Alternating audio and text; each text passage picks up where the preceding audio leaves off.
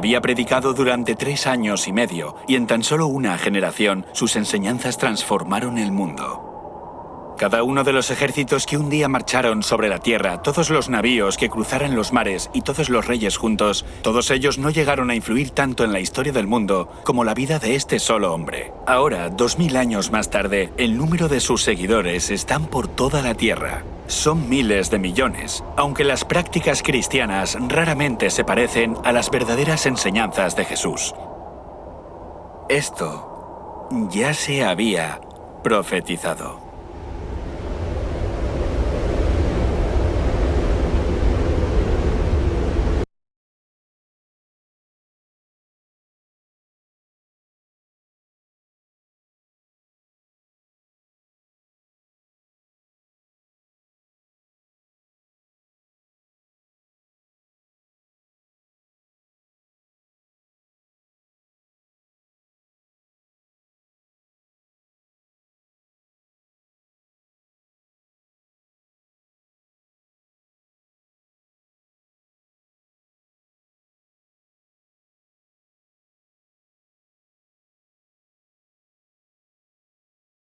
Comenzando con los reinos y gobernantes durante la historia del mundo, hasta los hombres y mujeres que se levantaron para luchar por aquello en lo que creían. Esta es la historia del cristianismo, la búsqueda de la verdad y el pilar que sustenta la fe de millones de personas.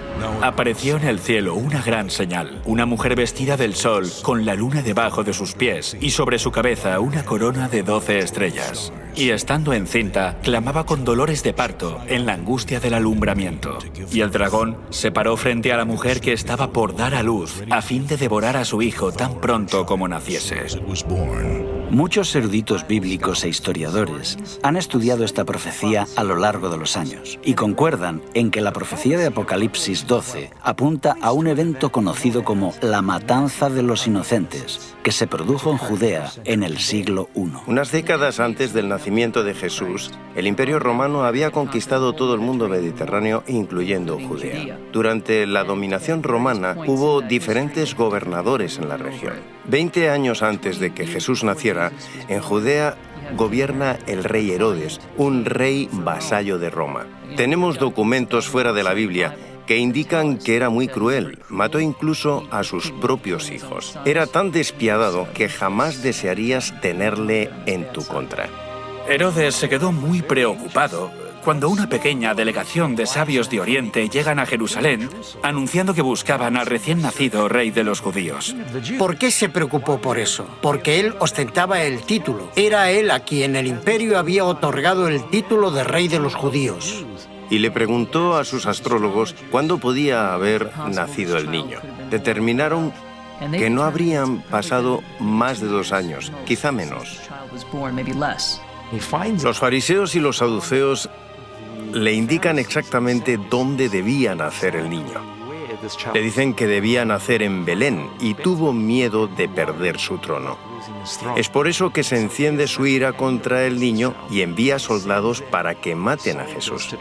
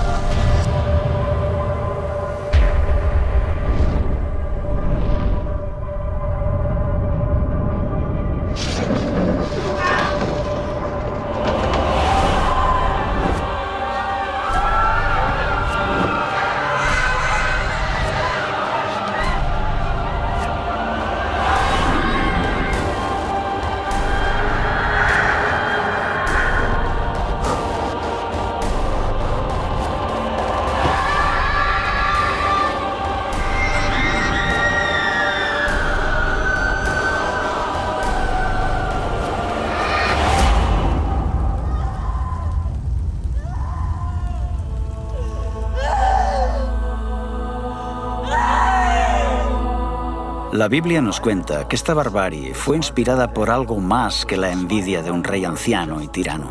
Muchos eruditos bíblicos creen que es parte de una lucha más grande, que comenzó en el principio de los tiempos y continúa hasta el día de hoy. Para poder desvelar los secretos de esta profecía, necesitamos primero identificar a los protagonistas, la mujer, el niño y el dragón. El texto dice, apareció en el cielo una gran señal, una mujer vestida del sol, con la luna bajo sus pies y sobre su cabeza una corona de 12 estrellas. Miremos de cerca a la mujer. Sabemos que es el símbolo de alguien o algo. ¿Nos dice la Biblia lo que esta mujer representa? Maridos, amad a vuestras mujeres, así como Cristo amó a la Iglesia y se entregó a sí mismo por ella. Con este texto concluimos que la Iglesia es la novia de Cristo, pero no es solo la novia de Cristo, sino que en cierto sentido, puesto que un hombre no odia a su propia carne, la Iglesia es el cuerpo de Jesús. En la Escritura, la Iglesia está representada claramente por una mujer. La mujer representa el pueblo de Dios. Esto lo vemos en el Antiguo Testamento y en el Nuevo. Jesús es del pueblo de Israel y después la Iglesia crece como algo que Jesús establece. Lo más importante es que esta mujer está a punto de dar a luz a un varón muy especial. ¿Quién es este niño? Tenemos algunas pistas. La primera es que gobierna con vara de hierro sobre las naciones. Esta es una referencia al Antiguo Testamento, donde se describe a Dios como el que gobierna sobre las naciones con vara de hierro. Después dice que es llevado al cielo. ¿Y quién es llevado al cielo? Él es el Rey de Reyes y Señor de Señores. Estas dos características señalan, sin lugar a dudas, que se trata de Jesús. Ahora vamos a ver quién es el enemigo en esta profecía, el dragón. También apareció otra señal en el cielo. He aquí un gran dragón escarlata. No necesitamos elucubrar acerca de quién es el dragón. La Biblia nos lo dice. El dragón es el diablo. Tanto en el Antiguo Testamento como en el Nuevo, ¿quién es el que trata de destruir? Es Satanás, el diablo. Es por eso que ataca en cuanto Cristo llega a la tierra. Y fue lanzado fuera el gran dragón, la serpiente antigua, que se llama Diablo y Satanás, el cual engaña al mundo entero. Fue arrojado a la tierra, y sus ángeles fueron arrojados con él.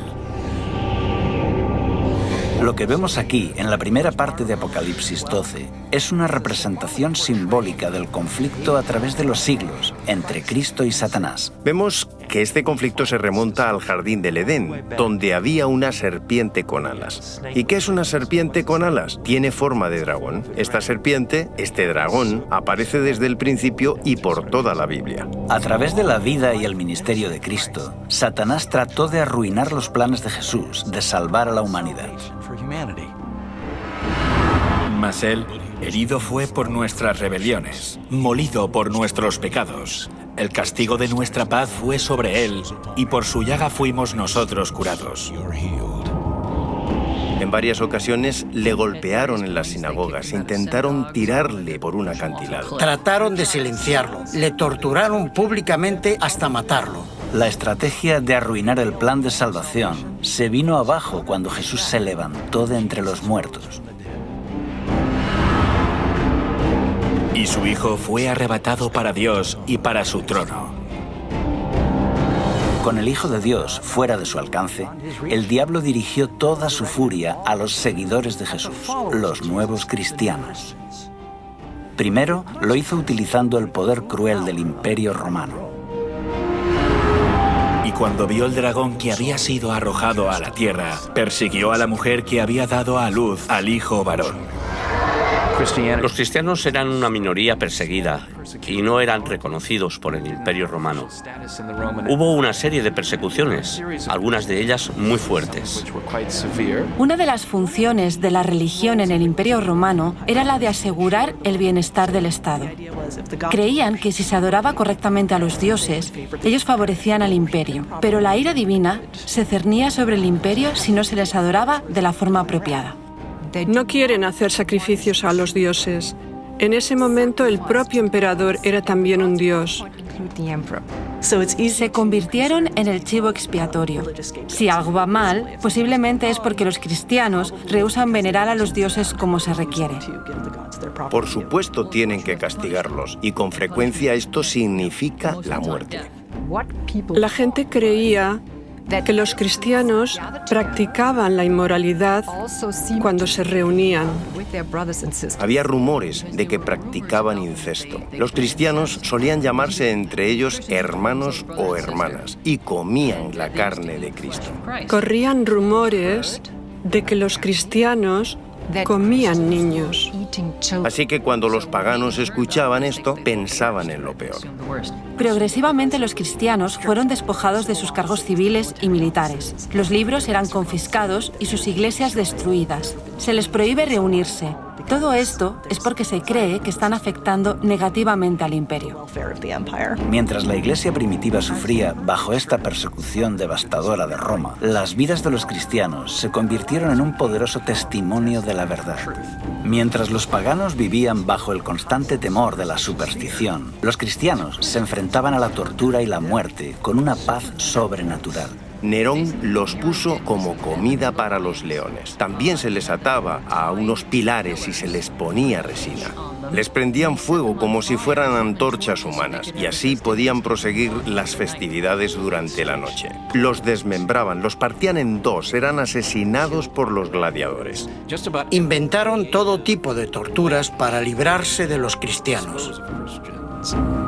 Al enfrentarse de forma dolorosa a la muerte, a menudo cantaban y estaban alegres. Mientras miles de cristianos pagaban la pena máxima por su fe, sus oraciones y su sangre eran como semillas para que otros se convirtieran. Las personas estaban tan impresionadas con sus muertes que la reacción inmediata fue: yo también.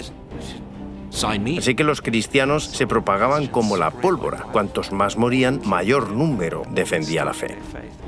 Quiero enfatizar que la iglesia primitiva se propaga a pesar de los continuos intentos de represión de los extremadamente autoritarios y poderosos emperadores, quienes se pusieron firmemente en contra de los cristianos. Aún así, la iglesia sobrevive. Tertuliano dice que siempre que surge un problema, una hambruna, una enfermedad o una peste, todos dicen: los cristianos a los leones. Como si tan pocos leones pudieran comerse a tantos de ellos. Lo que quiere decir es que no hay forma de destruirlos a todos. Durante este periodo de crecimiento exponencial, los cristianos del Imperio Romano estuvieron literalmente ocultos. Este laberinto de túneles y salas bajo las ciudades de Roma se conocen como catacumbas. Es importante entender qué son las catacumbas. Algunos creen que son cuevas naturales que había bajo la ciudad de Roma y que los cristianos utilizaron. Salvo raras excepciones, las catacumbas no eran cuevas naturales, sino que fueron excavadas por los cristianos. Así que los cristianos hicieron complejos laberintos subterráneos.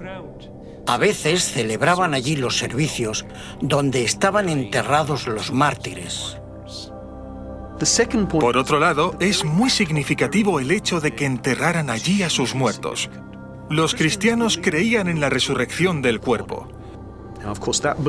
Esta creencia cambió con el paso de los siglos, pero sabemos que los primeros cristianos creían que su cuerpo sería resucitado. Por eso optaron por enterrar a los muertos en lugar de incinerarlos. Así que, si se les veía enterrando a los muertos, sobre todo durante las intensas oleadas de persecución, era como decirle a la policía que viniera a investigarme porque puedo ser un cristiano. En el año 306 llega al poder un nuevo emperador y la situación de pronto cambió. Constantino el Grande fue un líder militar y un político astuto. Constantino tuvo que enfrentarse a una serie de guerras civiles para poder convertirse en emperador. Sus intereses eran personales y políticos, no tenían nada que ver con el cristianismo. Desciende de la Galia, que tenía bajo su control, para enfrentarse a Magencio, en Italia. Constantino viene del norte hacia el sur, a Italia, haciendo un largo recorrido. Mientras marchaba con su ejército, Una noche tuvo un sueño donde Dios vino a él y le dijo: te convertirás en cristiano, pondrás este símbolo en tu escudo y vencerás. Poco después tuvo una visión. La historia relata que fue vista tanto por Constantino como por su ejército.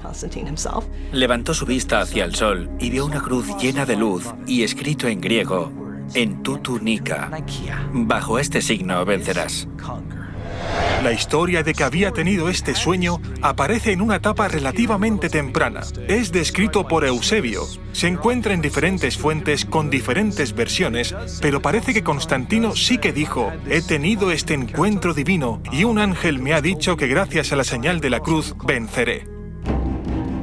Constantino mandó pintar los escudos de sus tropas con el símbolo cristiano.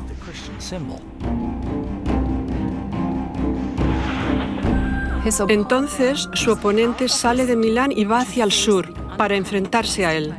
Las tropas de Constantino estaban mejor entrenadas porque ya habían ganado varias victorias en su marcha. Su oponente cruza el río en el puente de Milvio. Constantino y su ejército están delante de él y detrás de él el río. No es una buena situación, porque si no vences al enemigo, no tienes dónde retirarte. Así Magencio fue derrotado. Constantino aún no era cristiano, pero cree que el Dios cristiano le ha dado la victoria. El Dios cristiano es más poderoso que ningún otro Dios.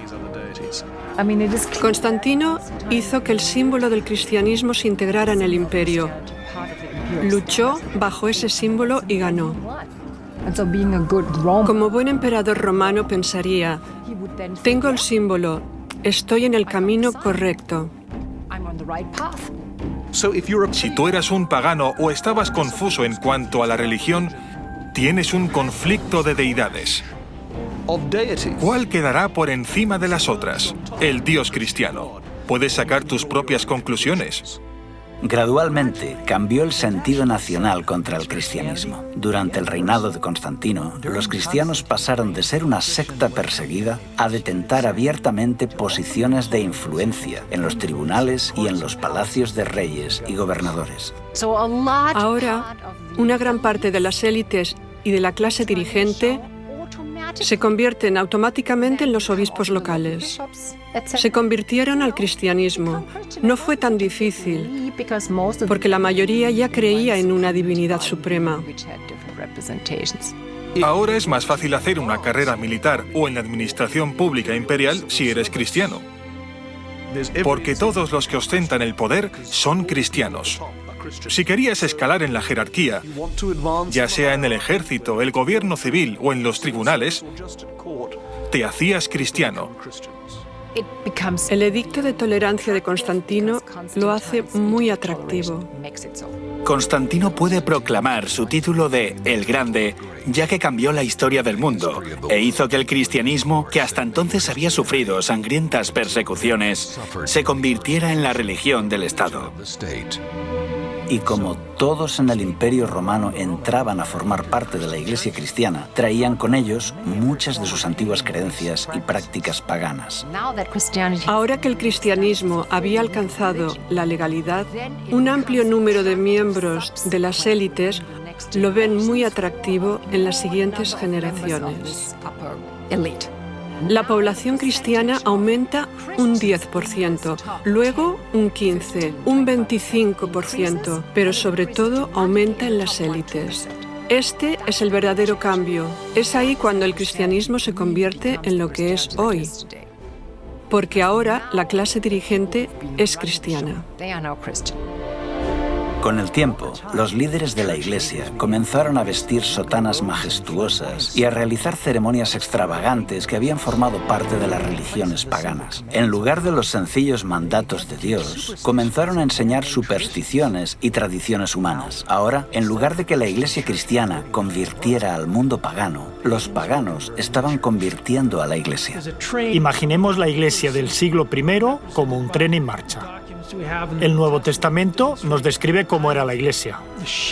Esa Iglesia entró en un túnel largo y oscuro en los siglos II al IV. Cuando este tren de la iglesia salió de este largo y oscuro túnel, era tan diferente del tren que entró que uno se pregunta, ¿qué le ha pasado?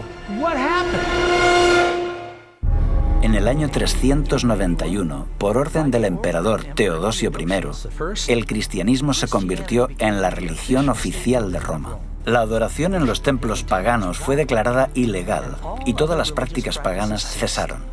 Se está intentando cristianizar el imperio. Se quiere cristianizar la cultura pagana existente. Las antiguas basílicas eran en realidad templos paganos. Simplemente ponían una cruz encima y pintaban escenas de santos, héroes y mártires bíblicos. Los cristianos estaban determinados a apoderarse de los templos paganos. Un líder notable de la Iglesia escribe sobre esto en un tratado que ha llegado a nosotros. Refuta los ataques de los paganos en contra del cristianismo. En su argumentación dice, los lugares de culto paganos ahora son lugares de adoración cristianos. Nos hemos apoderado de ellos, los hemos limpiado de la idolatría, los hemos santificado y ahora son lugares donde se adora al único Dios verdadero. ¿Acaso hay otra evidencia más clara que diga que vuestra religión es falsa? ¿Dónde están vuestros dioses que permiten que esto ocurra? En realidad, los cristianos, muchas veces de forma deliberada, tenían la estrategia de acaparar no solo los lugares de culto, sino también los rituales o ideas. Creían que absorbiéndolos avanzarían en la difusión del cristianismo. Lo que no sabemos es hasta qué punto se replantearon esta estrategia y se preguntaron, bueno, ¿hasta qué punto es correcto hacer esto? ¿Y por qué estamos aceptando creencias de otras religiones? La velocidad con que la iglesia primitiva cayó en la apostasía te deja atónito. Aunque millones de paganos fácilmente se unían a la iglesia, se resistían a abandonar sus ídolos. Los romanos y los griegos estaban tan acostumbrados a estar rodeados por los símbolos de sus deidades que siguieron haciendo lo mismo dentro del cristianismo. Muchos nuevos conversos renombraron a sus antiguos dioses con nombres cristianos. Por ejemplo, Pablo, María, Pedro. La estatua de Júpiter se convirtió en Pedro. Tiene un disco solar sobre su cabeza, que indica que en realidad no es Pedro, sino una estatua pagana renombrada. En lugar de Rómulo y Remo, ¿eh? ¿Por qué no mártires? Los grandes mártires, Cosme y Damián, ¿no? Las representaciones de Isis, que aunque Grecia la había asimilado como propia, en realidad era una diosa egipcia, se convierte en la representación de María con su hijo. Ya existía la tradición de representar una madre con su hijo. Está, por ejemplo, en el mitraísmo, en Babilonia, en la antigua Persia. Parece que María adquirió algunas de las atribuciones de otras diosas. Tiene una túnica azul oscuro y está encima de una media luna. Es la madre de todos los dioses. Isis lleva en sus brazos a su hijo Horus. Esta imagen recibe un nuevo nombre, el de María con el niño Jesús. El dios Hermes se convierte en la representación de Cristo como el buen pastor. Asclepio es la imagen que sirve de modelo para muchas representaciones de Jesús. Un dios joven y vibrante, con el pelo rizado y barba corta. Pronto las estatuas de los santos y de Jesús comenzaron a adornar las iglesias. A pesar de que Dios prohíbe claramente esta práctica en los 10 mandamientos, la gente continúa venerando y rezando a estos ídolos. No te harás imágenes, ni ninguna semejanza de lo que esté arriba en el cielo, ni abajo en la tierra, ni en las aguas debajo de la tierra. No te inclinarás a ellas, ni las honrarás. Este último punto está relacionado con la veneración a María, la Madre de Jesús. Si bien es cierto que María fue una mujer fiel y honrada por ser la madre de Jesús, en ningún lugar de la Biblia se enseña que deba ser divinizada o adorada. María siempre fue muy importante en la historia antigua de la cristiandad, pero en la Edad Media fue elevada a un rango de semidiosa. Creían que la Virgen María podía interceder por los culpables seres humanos ante su Hijo, totalmente virtuoso, justiciero y censurador. Es una imagen extraña, pero así es como lo muestra el arte religioso de la época. La Biblia no venera a María como a alguien más allá de lo humano. La muestra como una mujer pura y maravillosa que fue usada por Dios para dar a luz al Mesías. Sin embargo, en el Concilio de Nicea, en el año 325, la Iglesia elevó a María al rango de diosa y comediadora con Cristo. Incluso en una fecha tan temprana como finales del siglo IV, ya se dedicaban iglesias a la Virgen María. Pero tristemente, estos no fueron los únicos errores que se introdujeron en este periodo.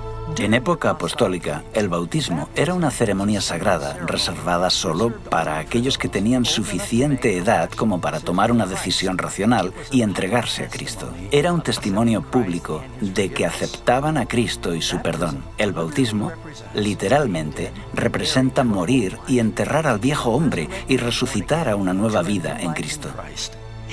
Con el transcurso de los siglos, el bautismo se ve más como un rito de iniciación al cristianismo. Comienza en las primeras etapas de la vida, al final de la infancia o cerca de la adolescencia, cuando estás realmente listo para hacer un compromiso de fe. La ceremonia del bautismo se realizaba en un lago o en un río, donde la persona puede ser totalmente sumergida, lo que representa que queda completamente limpio de sus pecados. La práctica del bautismo, poco a poco, fue alterada por la Iglesia. Cientos de años después de Cristo, el bautismo cambió a una fórmula más cómoda. Esto, en realidad, arruinó el poderoso simbolismo de este rito y contradice el ejemplo de Jesús, que fue bautizado por inmersión. Esta cuestión continuó siendo debatida hasta aproximadamente el siglo XII, porque los teólogos estaban reexaminando la doctrina cristiana y dictaminan que existe el pecado original, el pecado que tiene toda la humanidad como resultado de la caída en el jardín del Edén y que está en el alma desde el momento del nacimiento. Tenían el concepto, que no es bíblico, de que un niño podía pecar en el momento de nacer. Si había pecado, estaba en peligro de ir al infierno y arder por la eternidad. La única forma de prevenir esto era bautizándolo en la iglesia. Ser miembro de la iglesia era tener un pasaporte al cielo. Decían, tenemos que empezar a bautizar a los bebés inmediatamente, lo antes posible, y si mueren, en este periodo la mortalidad infantil era muy alta y muchos bebés morían, entrarían en el cielo. Otra verdad cristiana que fue alterada por la influencia pagana fue la Cena del Señor. Jesús instituyó el servicio de comunión, algunos lo llaman Eucaristía, para ser una ceremonia hermosa pero sencilla, donde sus seguidores bebían vino sin fermentar y pan sin levadura. Estos eran símbolos del cuerpo y la sangre sin pecado de Jesús, para que los creyentes recordaran su sacrificio y sus enseñanzas. Sin duda, el rito más importante para los cristianos a finales de la Edad Media era la Eucaristía o comunión, o como muchos la llamaban comúnmente, la misa. Tanto hombres como mujeres se reúnen para tomar el sacramento. Celebran la Eucaristía o comunión, toman el símbolo del cuerpo y la sangre de Jesucristo. Pero de nuevo, bajo la influencia de rituales paganos, los líderes de la Iglesia cambiaron el santo rito de la comunión en una ceremonia de magia. Con este nuevo ritual, se utilizó el vino fermentado y, según decían, el sacerdote tenía la capacidad de transformar el pan y el vino en el cuerpo y la sangre reales de Cristo. Se llama transubstanciación, el concepto de que un sacerdote transforma la Eucaristía en el cuerpo y la sangre de Cristo, cuando pronuncia la fórmula «Hoc es enim corpus meum», este es mi cuerpo. Eran palabras poderosas, ya que se creía que al ser pronunciadas tenían el poder de hacer que Dios transformara la naturaleza del pan y del vino en la sangre de Jesucristo resucitado. Llegaron al punto de decir, estamos creando a Dios al pronunciar las palabras mágicas. Lo que ocurría en el altar era que el pan se convertía en el cuerpo, el vino se convertía en la sangre, aunque seguían pareciendo pan y vino. Esta ofrenda del sacrificio en la Eucaristía, este sacrificio de alabanza, esta comida fraternal, ahora no solo es un recordatorio del sacrificio, sino que es un sacrificio en sí mismo que otorga la salvación. Creían y enseñaban que Jesús en la persona del sacerdote, presentaba en la misa el sacrificio de Cristo ante Dios el Padre. Así se obtiene la bendición y la santidad que la Iglesia puede administrar a quien ella quiera en la misa. La gente creía que al celebrar una misa estabas haciendo algo bueno que era ofrecido a Dios. Esto hacía que hubiera una base teológica para repetirlo constantemente.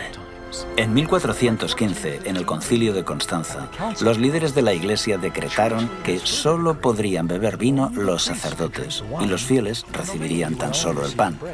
Pero la Biblia dice que cuando Jesús estableció el servicio de la comunión, todos bebieron el vino.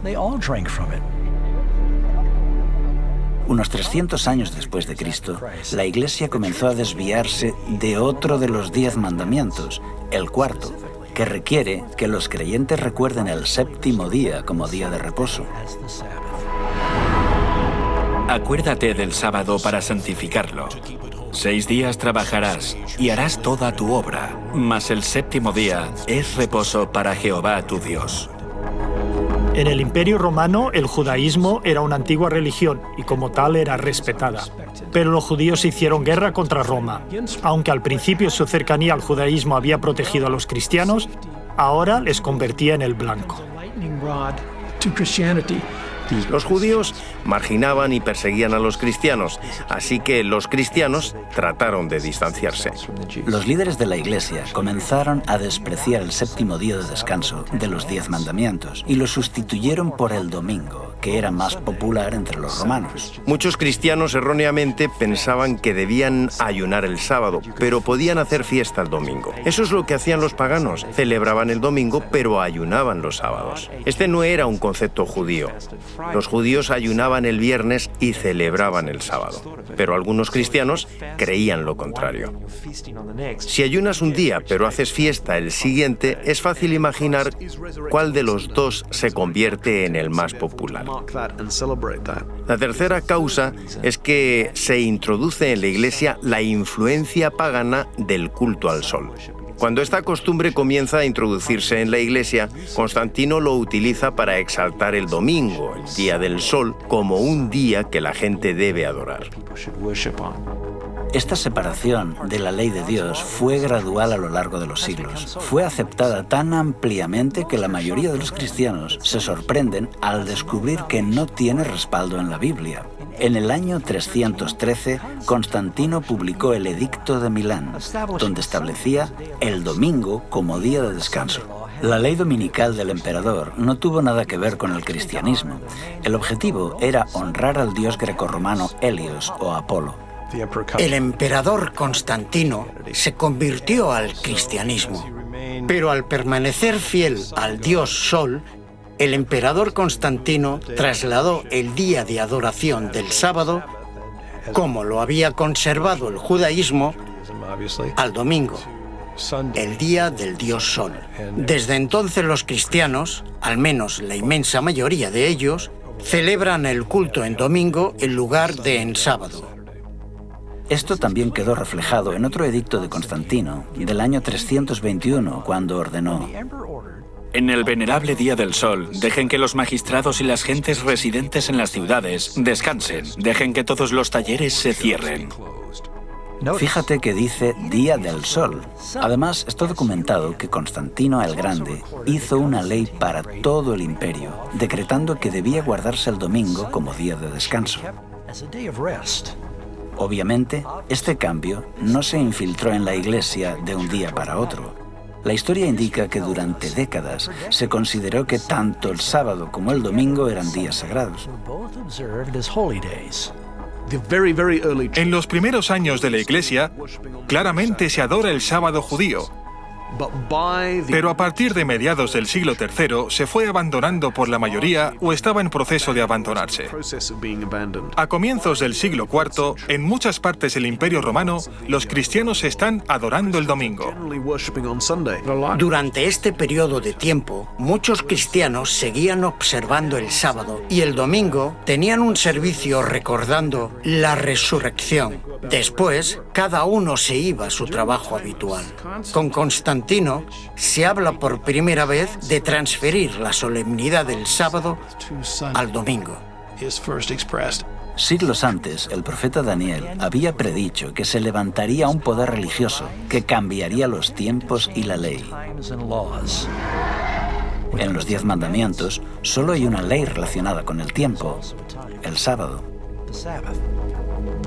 La doctrina del fuego del infierno también fue distorsionada por la mitología pagana.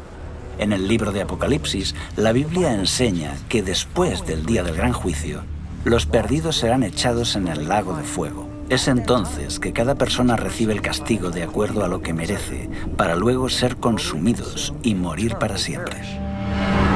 Y no temáis a los que matan el cuerpo, mas el alma no pueden matar. Temed más bien a aquel que puede destruir el alma y el cuerpo en el infierno.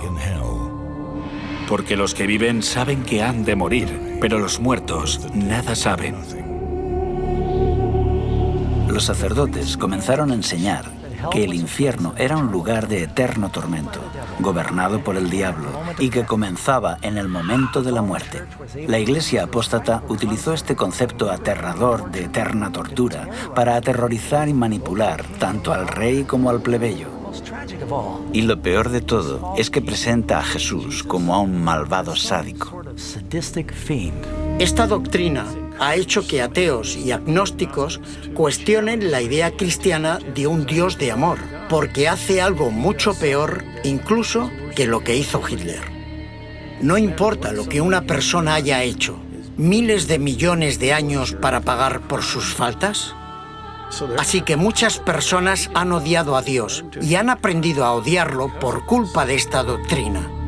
Otro concepto pagano que se infiltró en el pensamiento cristiano fue en relación con la vida después de la muerte. La doctrina del purgatorio enseña que al morir, algunas personas entrarán en un fuego infernal temporal, donde son purificadas para poder ir al cielo. Es un centro de rehabilitación, a medio camino entre el cielo y el infierno. La cuestión es que puedes escapar del purgatorio. La misa dice consignados a las llamas de la aflicción. Está llena de bichos y de olores sulfúricos. Es un poco mejor que el infierno, pero no es un día de picnic. La Iglesia desarrolla este concepto gradualmente. Poco a poco, se forma la idea de que cuando alguien muere sin completar sus obras de penitencia, tendrá que pagarlas en algún lugar de sufrimiento post-mortem y así limpiarse de sus pecados que haya cometido en vida. En el medievo, se creía que casi todos serían salvos y redimidos, siempre que estuvieran bautizados. Pero prácticamente todos tendrían que hacer penitencia en el purgatorio por los pecados que habían cometido y que no habían confesado. Así que el objetivo era reducir el tiempo de estancia en el purgatorio. Muchas personas confunden el purgatorio con el infierno. Algunos creen que se puede salir del infierno. No puedes. Si vas al infierno, no puedes salir de él. Si eres muy malvado, estás perdido. La maldad está dentro de la mayoría de nosotros, así que ¿cómo podemos ser aptos para el cielo? Necesitamos hacer una purga de todo lo malo. Es de ahí de donde viene la palabra purgatorio. La mayor parte de los cristianos creían que sus familiares estaban sufriendo en el purgatorio. Y el purgatorio no es un lugar agradable. Estás allí durante miles de años. La idea de un purgatorio existe desde hace siglos, antes del tiempo de Jesús. Escritos de Platón, a comienzos del siglo IV a.C., han ayudado a esclarecer de dónde vino este concepto de purificación mediante castigo. Pero en realidad no se consideraba que el purgatorio fuera un lugar real hasta siglos después. Los teólogos elaboraron la doctrina del purgatorio entre los años 1160 y 1180 y se aceptó formalmente en el Segundo Concilio de León en el año 1274. La Iglesia entonces ofrece su apoyo a los muertos que estaban en el purgatorio por medio de oraciones y sacramentos, especialmente la Eucaristía. Esto es perfectamente legítimo. La Iglesia cree que está haciendo lo correcto y los fieles parecían estar dispuestos a dar grandes cantidades de dinero para este fin. Aquí es cuando tiene lugar una extraordinaria proliferación de instituciones fundadas con el objetivo principal de que los sacerdotes hagan misas por las almas de los difuntos durante los siglos XIV y XV. Esta doctrina fue creada para manipular a las masas a cambio de obtener beneficios financieros. La gente estaba dispuesta a pagar grandes sumas de dinero para librar a un ser querido de la tortura del purgatorio. Nunca podrían comprobar si realmente esa persona salía del purgatorio, de manera que el dinero continuó fluyendo a los bolsillos de los sacerdotes corruptos. La cabeza de la Iglesia tenía a personas encargadas de recaudar el dinero e incentivar que la gente diera su dinero a la Iglesia a cambio de comprar las almas del purgatorio. Esta creencia en el purgatorio está también basada en el peligroso concepto de que las obras y las oraciones de los vivos pueden alterar el destino de los muertos. Pero Jesús dejó muy claro que no existe ni el limbo ni el purgatorio. Tras la muerte, el siguiente pensamiento consciente de una persona es en la resurrección y en su eterna recompensa. No os maravilléis de esto, porque vendrá la hora cuando todos los que están en los sepulcros oirán su voz. Y los que hicieron lo bueno saldrán a resurrección de vida, mas los que hicieron lo malo a resurrección de condenación. El centro del mensaje del Evangelio es el cómo obtenemos el perdón. Esta fue la gran verdad bíblica que fue adulterada. Se enseñó que si una persona deseaba ser perdonado, primero debía confesar sus pecados a un sacerdote. A esto se le llama el sacramento de la penitencia, más conocido como confesión. Así que para compensar nuestra falta de bondad y nuestras acciones equivocadas, tanto el pueblo como el clero, todos debemos confesar nuestros pecados a un sacerdote. Se debe hacer al menos una vez al año, aunque preferiblemente con mayor frecuencia. Esta práctica tiene varios puntos conflictivos. En primer lugar, esto no se enseña en ninguna parte de la Biblia. Por otra parte, un mortal toma el lugar de Cristo. Y por último, se impide que Dios pueda comunicarse con las personas directamente. Además, coloca al sacerdote en un compromiso, ya que se entera de las malas acciones de sus feligreses. Cuando en la Edad Media una persona iba a un sacerdote a confesar un pecado, había 3 fases. En primer lugar, la persona se confiesa. Luego el sacerdote asegura que la persona está absuelta. El pecado se ha ido. Por último, como ha violado las leyes de la Iglesia y las enseñanzas de Cristo, tiene que hacer una obra de penitencia en compensación al pecado cometido. La Biblia enseña que la humanidad no puede hacer nada para salvarse. Es por esto que Jesús vino. Las Escrituras enseñan que la salvación depende enteramente de nuestra confianza en la gracia y en la misericordia de Dios, que no merecemos. Es un gran regalo que no puede ser obtenido por nuestros esfuerzos ni buenas obras.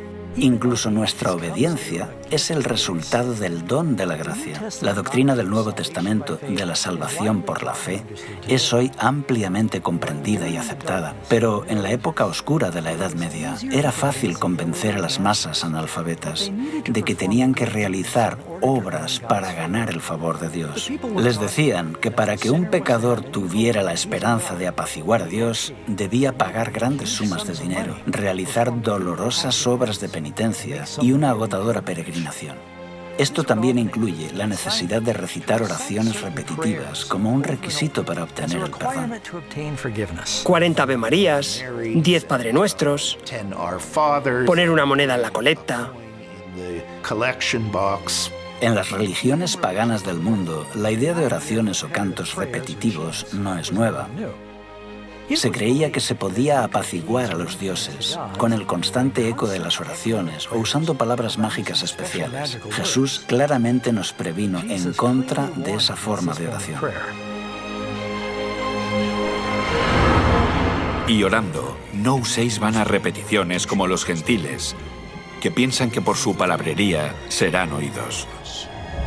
Los líderes corruptos de la Iglesia sabían que para mantener su poder sobre el pueblo, necesitaban separarlos de la Biblia, que era lo único que pondría en evidencia sus engaños. Al principio la Biblia no fue apartada de la gente, era accesible. Pero con el tiempo, las personas comenzaron a darse cuenta de las contradicciones y desafiaron al clero. Por eso les convenía que la Biblia no fuera accesible al pueblo llano.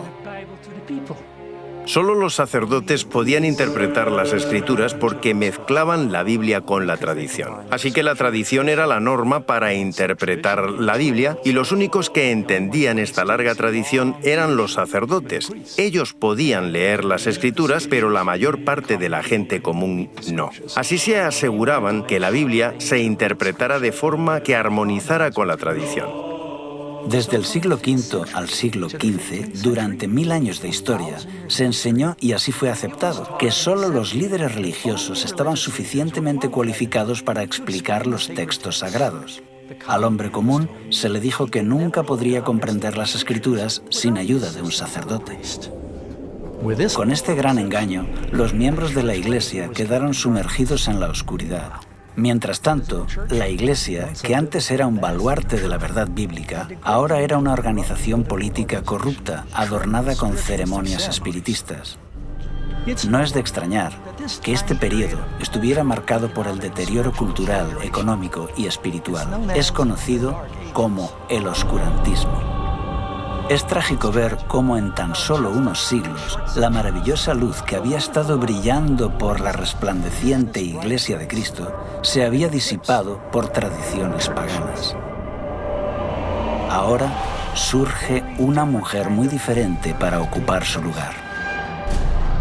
Y vi a una mujer sentada sobre una bestia escarlata llena de nombres de blasfemia, que tenía 7 cabezas y 10 cuernos. Y la mujer estaba vestida de púrpura y escarlata y adornada de oro, de piedras preciosas y de perlas, y tenía en la mano un cáliz de oro, lleno de abominaciones y de la inmundicia de su fornicación, y en su frente un nombre escrito, un misterio: Babilonia la Grande, la madre de las rameras y de las abominaciones de la tierra.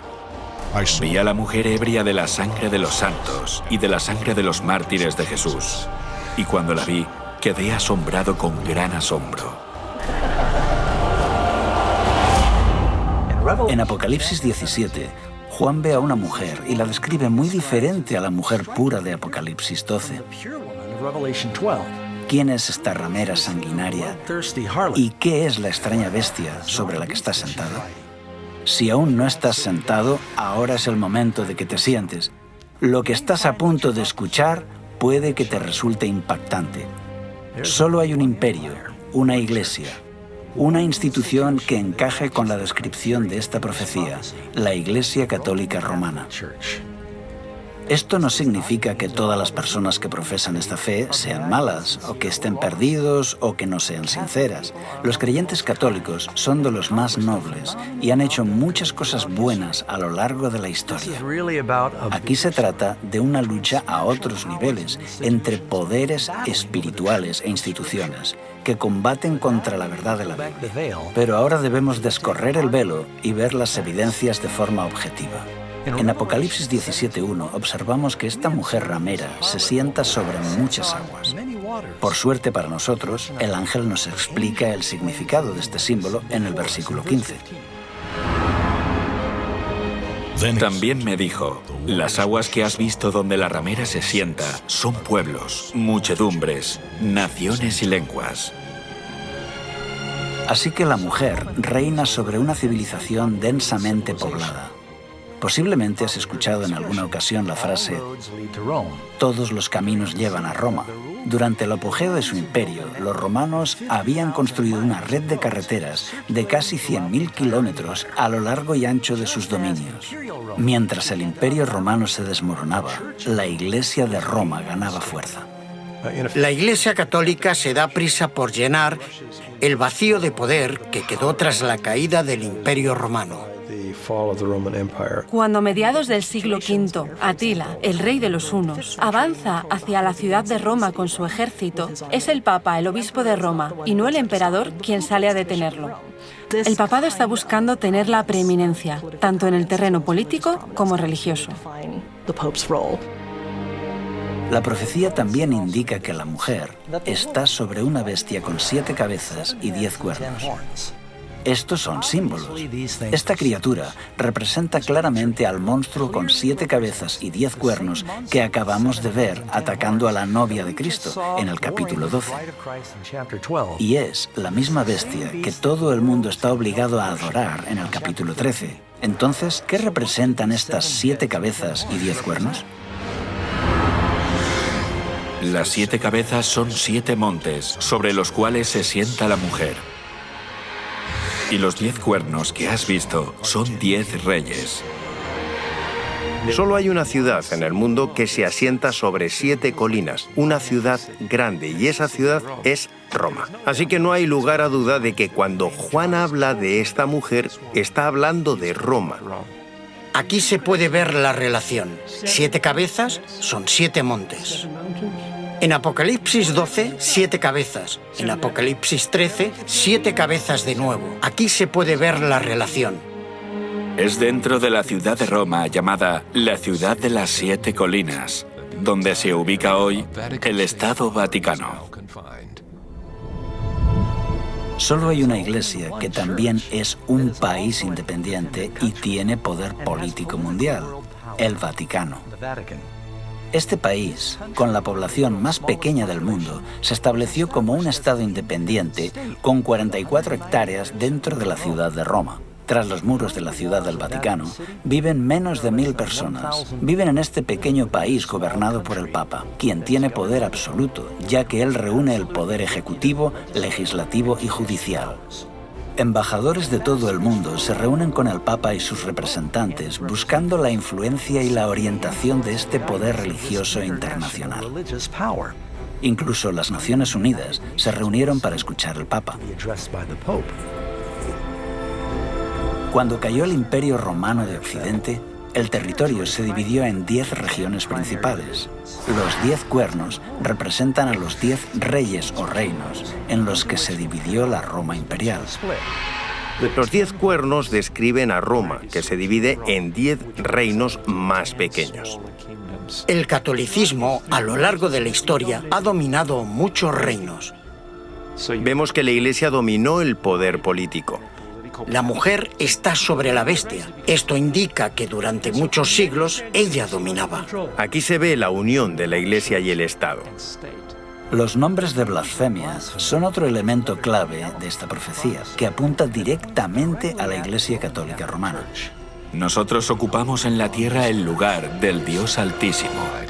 Esto pone a un hombre mortal en la posición de Dios. Esta es definitivamente la definición exacta de blasfemia. No pretendo con esto cuestionar la sinceridad de ningún papa en específico, pero la profecía está señalando a su posición, a la institución que representa.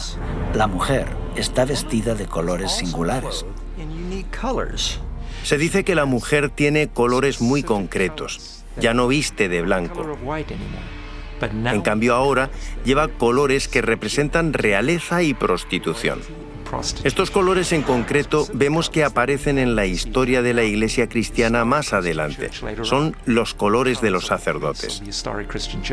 No eran tan solo los colores de los césares romanos, sino que, según la Enciclopedia Católica, el púrpura es el color oficial de los obispos y el escarlata el de los cardenales. Además de los colores púrpura y escarlata, vemos que esta ramera o iglesia corrupta tiene muchas joyas. Cuando uno considera los innumerables tesoros artísticos de oro, plata, perlas, la Iglesia Católica Romana es con diferencia la institución religiosa más rica de la tierra. Todos los años vienen turistas de todo el mundo para ver la deslumbrante opulencia de la Iglesia romana. Otra señal preocupante de esta mujer se encuentra en el versículo 6. Vi a la mujer ebria de la sangre de los santos y de la sangre de los mártires de Jesús. La historia revela que la Iglesia de Roma fue la mayor opresora de los cristianos y judíos a lo largo de los siglos. De hecho, los historiadores señalan que más de 50 millones de mártires fueron víctimas de la terrible Inquisición y persecuciones de la Iglesia de Roma. Lo que tenemos aquí es una profecía que dice que la Iglesia entablaría una terrible persecución. Eso es exactamente lo que sucedió. La Iglesia construyó una gran estructura legal, conocida como la Inquisición, para interrogar y torturar a los disidentes, forzando al mayor número posible a retractarse de sus ideas y ejecutando a los líderes del movimiento para evitar que divulgaran sus ideas. El mayor número de muertes que se haya registrado en la época ocurre cuando la Iglesia romana persiguió a los que no estaban de acuerdo con ella. Este grado de represión continúa durante toda la Edad Media. Así que esta mujer o iglesia es un poder opresor que persigue a los verdaderos seguidores de Cristo. Veremos a varios valientes que arriesgaron sus vidas por exponer las influencias paganas corrosivas y por compartir la palabra de Dios en este tiempo de oscuridad espiritual. El pueblo que andaba en tinieblas vio gran luz. Los que moraban en tierra de sombra de muerte, luz resplandeció sobre ellos. Había un joven que vivía en Lyon, Francia, que cambiaría el curso de la historia cristiana. Pedro Valdo, también conocido como Valdés. Era un joven comerciante, rico y educado. Tuvo una experiencia que le cambió la vida. Un amigo de Valdo murió de forma repentina. Al darse cuenta de la brevedad de la vida y de la vanidad de los tesoros mundanos, Valdo tomó la firme decisión de dejar todo por Cristo. Dio sus riquezas a los pobres y se convirtió en un predicador itinerante. Valdo enseñaba que la Biblia debía entenderse de forma literal y predicaba a la gente en su propio idioma. Alentó a los creyentes a vivir vidas sencillas y de pobreza. También denunció con valentía los excesos de los sacerdotes. Alrededor del año 1170, Pedro Valdo había reunido un gran número de seguidores, llamados los pobres de Lyon. Pedro Valdo inspiró el movimiento valdense, un grupo de creyentes en la Biblia que vivían en Francia e Italia. Era un católico laico que se inspiró en el ejemplo de la Iglesia primitiva. Organizó un grupo de predicadores que viajaban enseñando el Evangelio. Predicó en contra de la transubstanciación y la misa. Algunos de ellos sí que acudían a misa, pero hacían también sus propios servicios de culto. Cuando los inquisidores oficiales patrullan por Europa, comienzan a encontrar por todas partes personas a las que llaman valdenses. Eran pequeños grupos que estaban esparcidos por toda Europa. Eran gente sincera. La mayoría solían asistir a iglesias católicas, pero recibían a pastores itinerantes que viajaban 1 o 2 veces al año para predicarles, quizá anualmente o cada 2 años. Allí donde Pedro Valdo iba, vio que las personas estaban deseosas de conocer la verdad. Él creía que había hambre de la palabra de Dios. Así que Valdo le pagó a un clérigo para que le ayudara en la traducción del Nuevo Testamento al francés.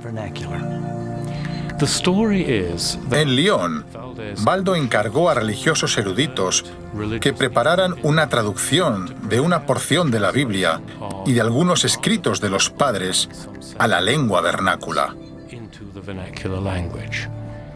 Sería algo entre francés y provenzal. Esta tradición de obtener copias de la escritura en la lengua común de la gente parece haber comenzado en las comunidades valdenses. Llevaban consigo las escrituras, actuaban como comerciantes y negociantes y compartían las escrituras con el pueblo. Incluso hay referencias de que enviaban jóvenes a las grandes universidades y escuelas de la región. Allí podrían compartir su fe y comprender la teología de la época y de esa forma alcanzar a una comunidad más amplia. Pero Roma no podía tolerar por más tiempo esa libre circulación del Evangelio entre los campesinos. En 1179, el Tercer Concilio de Letrán condenó oficialmente las ideas de Baldo como heréticas. Más adelante, él y sus seguidores fueron excomulgados. Expulsados de Lyon, los valdenses se refugiaron en los valles altos del Piamonte y en los Alpes franceses. Aquí, cada familia hizo de la Biblia su tema de estudio. Se memorizaron los evangelios de Mateo y Juan y muchas epístolas. Al no disponer de imprenta, se dedicaban a copiar a mano las escrituras. Conocidos por su adhesión estricta a la Biblia, estos predicadores extendían sus enseñanzas por el extranjero, mientras viajaban como vendedores ambulantes. Para no ser descubiertos, escondían en el forro de sus ropas sus copias a mano de pasajes de la Biblia y las compartían cuando encontraban a alguien que estaba abierto a escuchar. Incluso tras la muerte de Pedro Baldo en 1218, la Iglesia de Roma continuó persiguiendo ferozmente a los valdenses.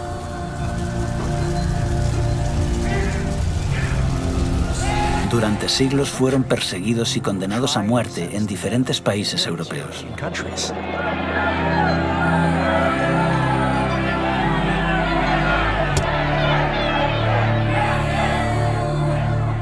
El Espíritu Santo incitó a muchos dentro de la Iglesia a levantarse con valentía a favor de una reforma. Uno de ellos era John Wycliffe, teólogo inglés y predicador laico, traductor y profesor en Oxford.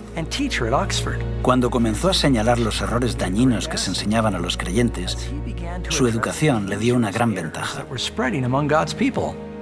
Wycliffe nunca quiso ponerse en contra de los líderes de la Iglesia, pero al ver las evidentes contradicciones entre lo que decía la Biblia y lo que hacía la Iglesia, no pudo guardar silencio.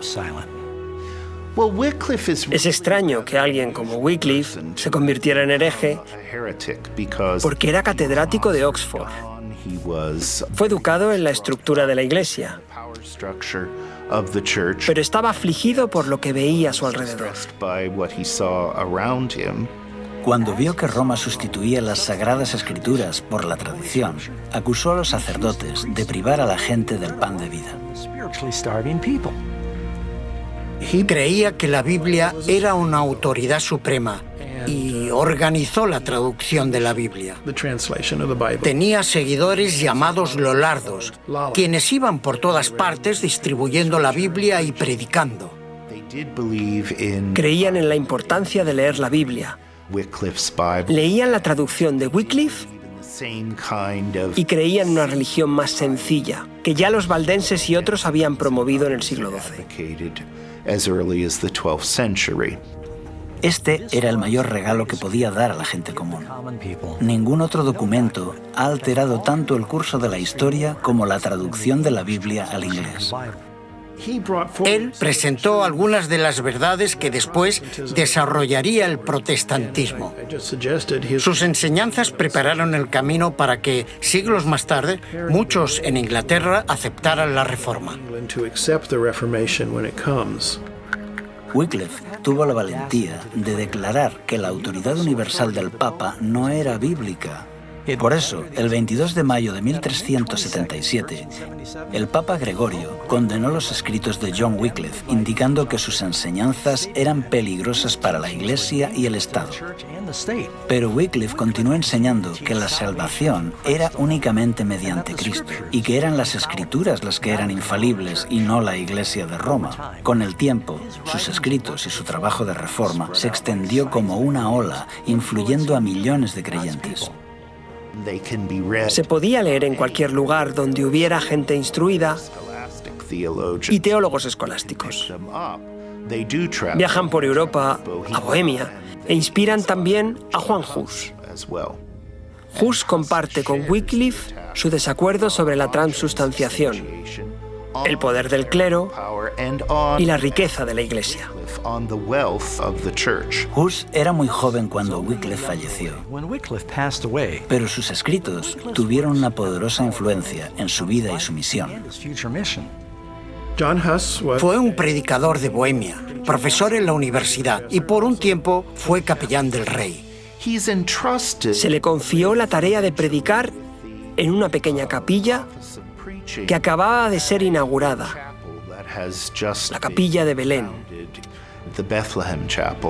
Igual que Wycliffe, Juan Hus predicó las escrituras en el idioma del pueblo, una práctica que ahora la Iglesia había prohibido, pues toda la misa se hacía en latín. Predicó en la lengua vernácula.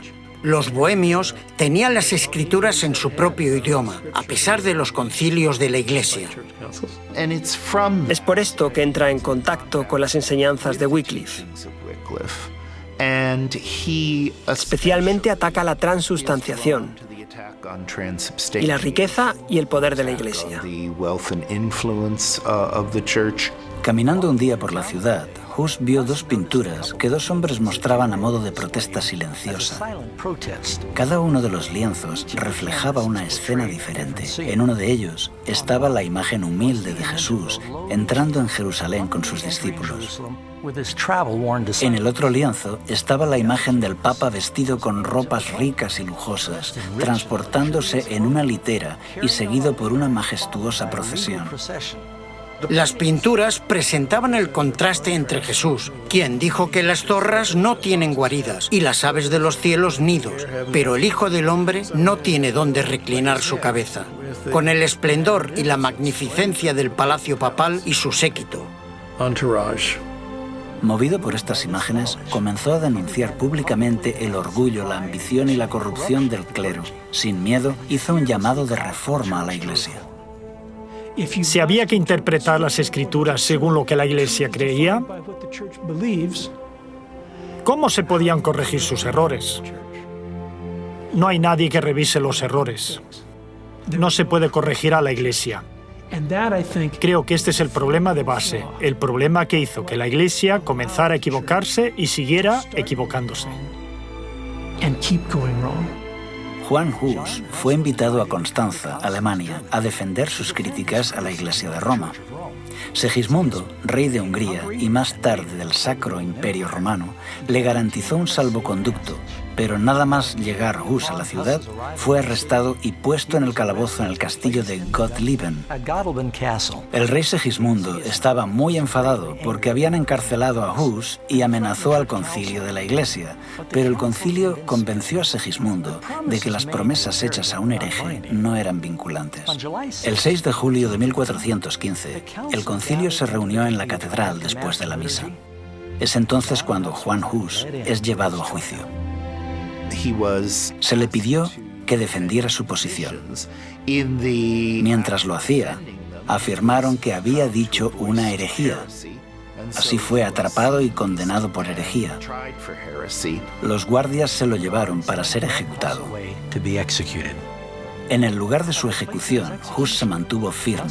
Mientras subían las llamas, pudo elevar su voz en canto. Al morir, Hus predijo que en 100 años Dios levantará a un hombre cuyo clamor por una reforma no podrá ser reprimido. Martín Lutero creció en un hogar humilde en Mansfield, Alemania. Teólogo, compositor y sacerdote, es posiblemente el reformador más conocido del siglo XVI.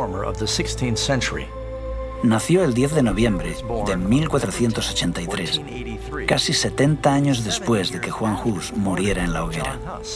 Nació en una familia trabajadora de clase media y tenía varios hermanos y hermanas. Lutero desarrolló un carácter firme. La familia de Lutero fue hasta cierto punto una familia de grandes triunfadores.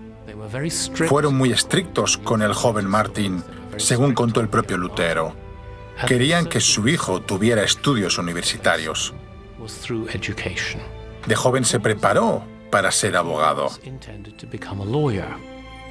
Tuvo una experiencia impactante que cambió el curso de su vida para siempre. Lutero estaba atrapado en una tormenta y teme por su vida. Está fuera y tiene miedo de que le alcance un rayo. Los relámpagos caen delante y detrás de él, a un lado y a otro. Lleno de terror, clama y promete que si un santo le salva, se hará monje. Clamó a Santa Ana, la santa de las causas perdidas.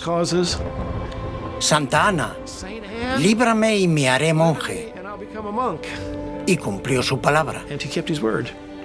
A pesar de las furiosas protestas de su padre, Lutero dejó sus estudios de Derecho, vendió sus libros y entró en el monasterio agustino de Erfurt. para dedicarse por completo a la vida monástica. Con un anhelo desesperado por obtener la salvación, practicó ayunos frecuentes y largas horas de oración. Vivía de forma muy austera y sus confesiones no tenían fin. Si algunos consiguieran entrar en el cielo por su vida de monje, yo sería uno de ellos.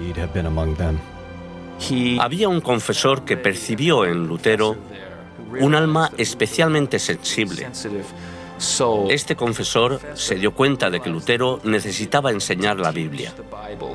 Así que Lutero se convierte en profesor de teología y predicador en la iglesia local, además de miembro de la comunidad religiosa de los monjes agustinos. Básicamente, desempeña 3 trabajos. En Wittenberg aprendió a estudiar la Biblia en las lenguas originales. Pronto comenzó a compartir en sus clases las verdades que estaba aprendiendo, y a sus estudiantes les encantaba. En 1510, Lutero hizo una peregrinación para visitar la sede de la Iglesia en la ciudad santa de Roma. Le repugnó presenciar la terrible avaricia y maldad que vio a todos los niveles del clero. Tenía grandes esperanzas puestas sobre la ciudad santa, pero se derrumbaron al contemplar el estilo de vida decadente de los monjes y sacerdotes. Esto estaba en fuerte contraste con la vida humilde en Alemania, pero su mayor descubrimiento estaba aún por llegar. Estaba en Roma subiendo por las escaleras de Pilato cuando escuchó una voz que decía: «El justo por la fe vivirá». Así que subía por la escalera de Pilato de rodillas, porque afirmaban que esto hacía que te quemaras menos tiempo en el purgatorio. Mientras miraba a su alrededor, de pronto pensó: ¿qué estamos haciendo? La Biblia dice que uno se salva por la fe, así que se levantó y se fue. Esto marcó un antes y un después. Lutero llegó a comprender la importancia de confiar en los méritos de Cristo para obtener el perdón. Tras regresar de Roma en 1512, Lutero fue galardonado con un doctorado en divinidades por la Universidad de Wittenberg. Comenzó a predicar valientemente que los cristianos no deben aceptar ninguna doctrina ajena a la Biblia. Este principio de sola escritura será el lema de la lucha de la Reforma. En 1520 presenta una serie de 3 tratados donde explica que las tradiciones de la Iglesia se han corrompido por añadidos humanos y que la Iglesia solo debe seguir el testimonio de la Biblia. Esto es lo que explica el declive de la Iglesia, que la gente perdió de vista la Biblia y la capacidad de leerla por sí misma. Había una barrera entre el pueblo y la Biblia, entre los fieles y Cristo. Cuando Martín Lutero y sus colegas declararon que la Biblia era la única autoridad válida, comenzó el resurgir de la Iglesia. Sola escritura, tota escritura, prima escritura, y hacen que la situación cambie. En la misma época, Roma estaba excavando el suelo para la construcción de la nueva y magnífica Basílica de San Pedro. La Iglesia envió a Alemania a Johann Tetzel para vender indulgencias con el fin de recaudar los fondos necesarios para la catedral. La Iglesia cree no solo que sus servicios y ofrendas pueden ayudar a los muertos, también dice que el jefe de la Iglesia de Occidente, el Papa, gracias a la gran abundancia de gracia acumulada en la Iglesia, puede declarar que los pecados de alguien quedan borrados tras su muerte. Esto es lo que recibe el nombre de indulgencia. La indulgencia plenaria absolvía a la persona de todos los pecados cometidos hasta ese momento y, según decía la Iglesia, aceleraba el proceso del purgatorio, llevando a la persona directamente al cielo. A finales de la Edad Media, la Iglesia está convencida que puede decirle a la gente: si estás dispuesto a hacer una ofrenda a la Iglesia te dará una indulgencia en forma de ofrenda para un familiar, amigo, pariente, ser querido que haya fallecido. Supuestamente ese ser querido escapaba de forma inmediata de las torturas del purgatorio. Esto se hizo una creencia muy popular en los siglos XIV y XV. La gente pedía indulgencias. Lutero descubrió que algunos de sus feligreses compraban indulgencias y se indignó. Cuando la gente vino a él para canjear sus indulgencias, se negó rotundamente a validarlas. Lutero les dijo que lo que tenían que hacer en realidad era arrepentirse sinceramente de sus pecados y abandonarlos. Esto fue lo que forzó a Lutero a entablar una batalla con su amada Iglesia. El 31 de octubre de 1517, Lutero clavó su famosa protesta en la puerta de la iglesia de Todos los Santos de Wittenberg. ¿Qué son las famosas 95 tesis que Lutero clava a la puerta de la iglesia del castillo de Wittenberg? Es una invitación académica al debate. Él anota 95 tesis y lo que básicamente está diciendo es: estas son mis propuestas. Estaban mejor redactadas de lo que uno se puede imaginar porque estaban pensadas para el debate. Las 95 tesis eran solo 95 propuestas sobre las que pretende entablar un debate en la universidad.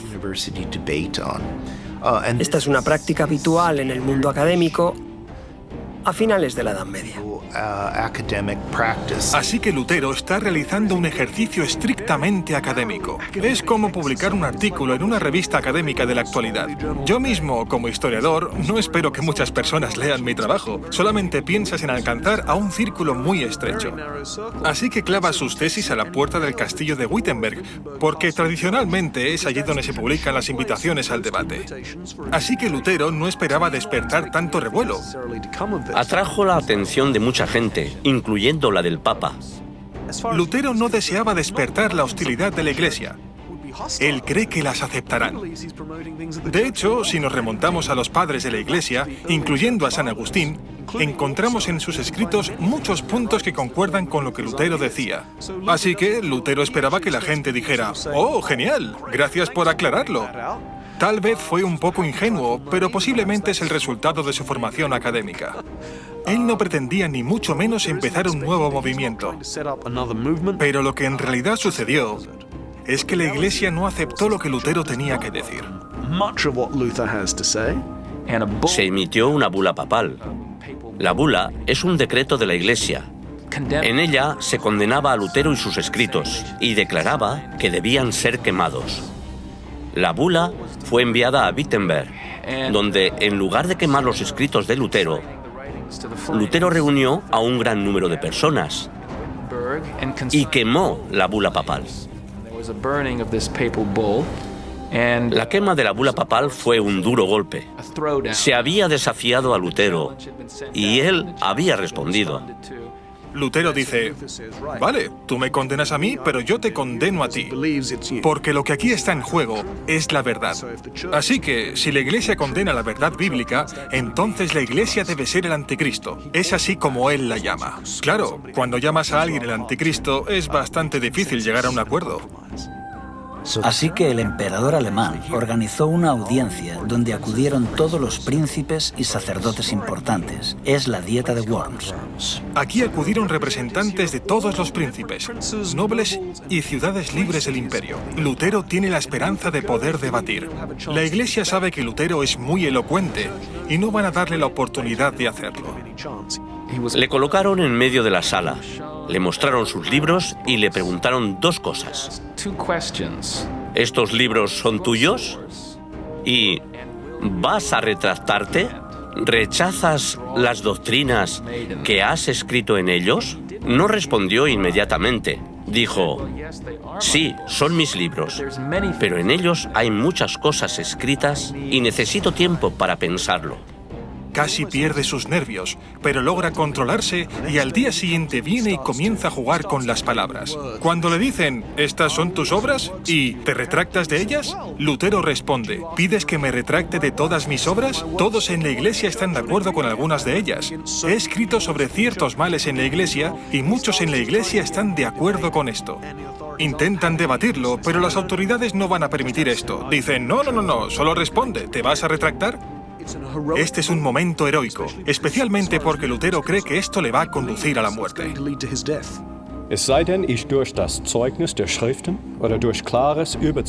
A menos que se me convenza mediante el testimonio de la Biblia o claros argumentos de la razón, pues no creo ni a papas ni concilios. He sabido que muy a menudo han errado y se han contradicho entre sí. Mi conciencia está cautiva de la palabra de Dios. No puedo retractarme y no me retractaré de nada. Pues ir contra la conciencia no es seguro ni correcto. Esta es mi posición. No puedo obrar de otro modo. Que Dios me ampare. Amén. El concilio no pudo decir mucho en respuesta a esto, pero Lutero fue declarado un criminal. Sus escritos fueron prohibidos y ordenaron su detención. El documento decía: queremos que sea arrestado y castigado como un hereje notorio. A Lutero se le había dado un salvoconducto para ir a la dieta de Worms, tal y como se le había dado a Huss para acudir al concilio de Constanza unos 100 años antes.